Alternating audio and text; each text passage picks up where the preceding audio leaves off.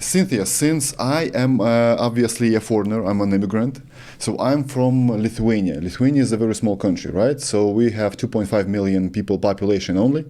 And just to give you a little bit of stats, so Lithuania population up to 3 million, right?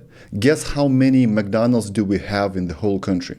Oh, I'm embarrassed to guess maybe a couple hundred. Nope, 17. Oh. Yes. So, for instance, Los Angeles population up to 4 million. And the count of McDonald's is 319. That's so disappointing. Yeah. So, when I was living in Lithuania, I was obviously watching the Hollywood movies, and I saw those big people that you have here in the US. I'm like, there's no way these are the real people.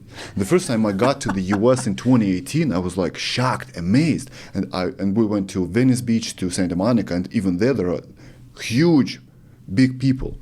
I was like, there's no way these people are real.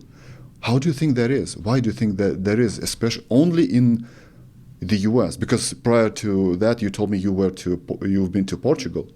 You will never see this kind of obese people in Europe, right?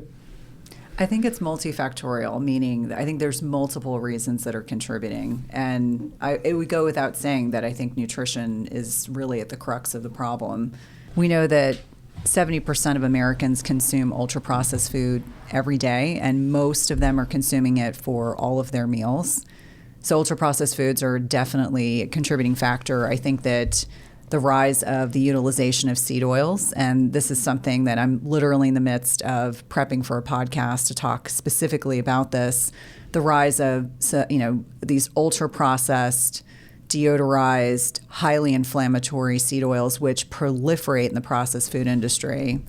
I think the utilization of non-nutritive sweeteners, those are the aspartame, sucralose, I think those are absolutely contributing. And then you also think about just our lifestyles. Most people are physically sedentary. They are not actively moving their bodies on a regular basis.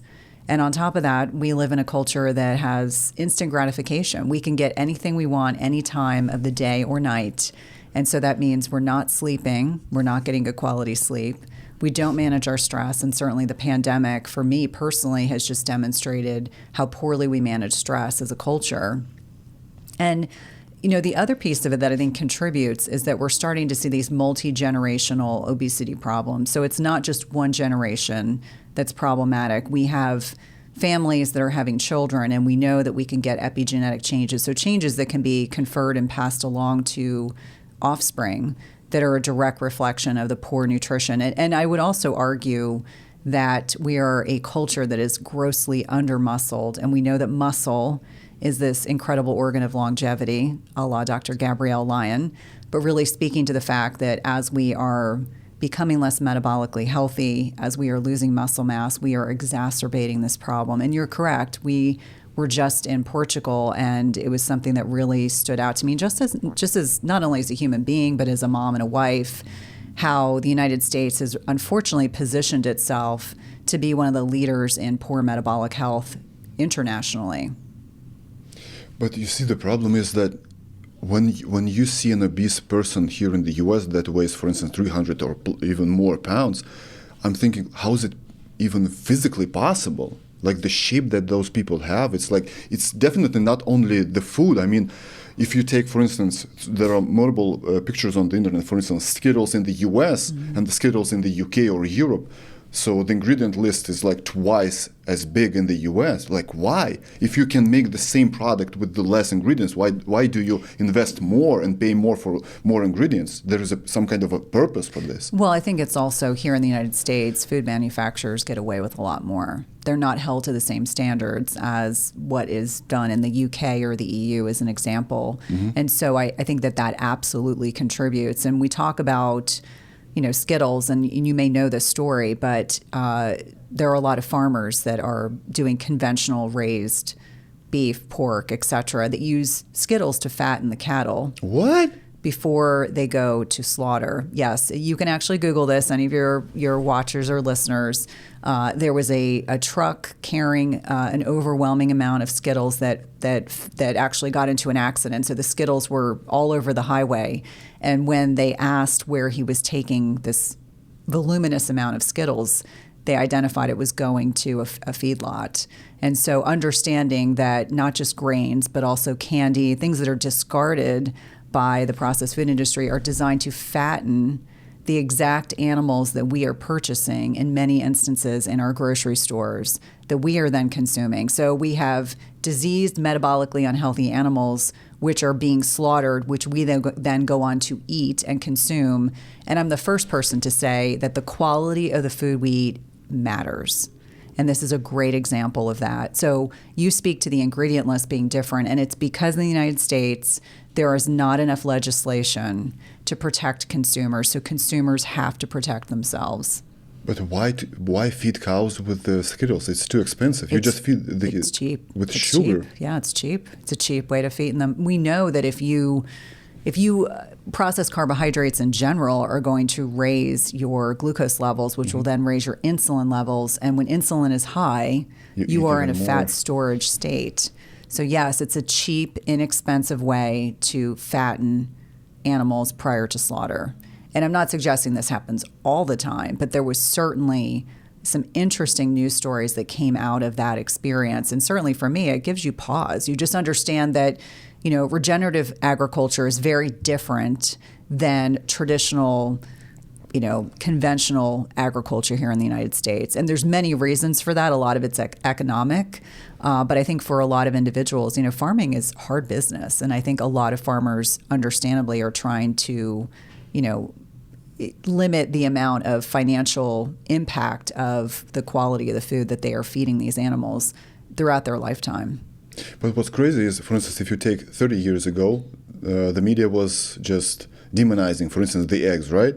Then after a few years, I want to say after a decade, the eggs are good. Now, after another decade, the eggs are bad, just like 20 years ago. And if you're just a consumer, if you're just a regular, average Joe, you have no idea, is it good or is it bad? But if you take, for instance, if you go to a grocery store right here in the U.S., you see all those, like you said, foods that are just prepared. You take it to the microwave for 2 minutes and you're good. And like, why not? But then you take the ingredients, and I can't even pronounce the names of the ingredients. But people consume this every day. Well, I think we've convinced consumers, that just like good? My patients. Well, not just that we are incapable of having the time to either learn how to cook or how to prepare nutrient-dense foods, or even how to make a nutritious meal. We've really left that to the hands of the processed food industry. And I would argue, you alluded to, fats being bastardized and how that whole culture came about. In the 1950s, when Eisenhower, who was then president, had a heart attack, there was a gentleman, a researcher by the name of Ansel Keys. And so he really was at the crux of demonizing fats at the expense of sugars. And so that 7 studies country, the cherry picking of data, that was the beginning of this fat bastardization, where people went from consuming butter and not being concerned about saturated fat to suddenly demonizing those foods and really starting to shift attention and reflection to fat at the expense of understanding that, when you take fats out, people oftentimes are not satiated. And so they continue eating and eating and eating. And so I think on a lot of different levels, it has contributed to a lot of the misinformation that has gone on over the last 40, 50, 60, 70 years, and has certainly contributed to the metabolic disease and obesity epidemic that we're dealing with now. So the sugar lobby. The sugar lobby, it's a subsidized food here in the United States. The 3 big things are soy, corn, and sugar beets. And so anything that benefits those subsidies, you're going to see proliferate in the processed food industry. And you start to understand this interrelationship between government and public industry, private industry for that matter, and how that's impacted our health. And I think for so many people, they assume when they go to the grocery store in the United States, they assume if something's there, it's healthy. And I would be the first person to argue that you should think exactly the opposite. Not as a means of fear-mongering, not as a means for people feeling paranoid, but as a growing awareness that the more you know And I always say it's a rabbit hole. Once you've gone down the rabbit hole, you can't get back out. If you look for just one ingredient every time you purchase something in the grocery store, I promise you will eat a lot less processed food. Just eliminating seed oils can have a profound net impact on our health in really substantial ways. But you just start to realize soybean oil is the number one consumed fat in the United States, not avocados, not butter, not nuts, but soybean oil. But not intentionally. Correct. You get the soybean oil, all the vegetable oils, just because you take potato chips, for instance. Correct.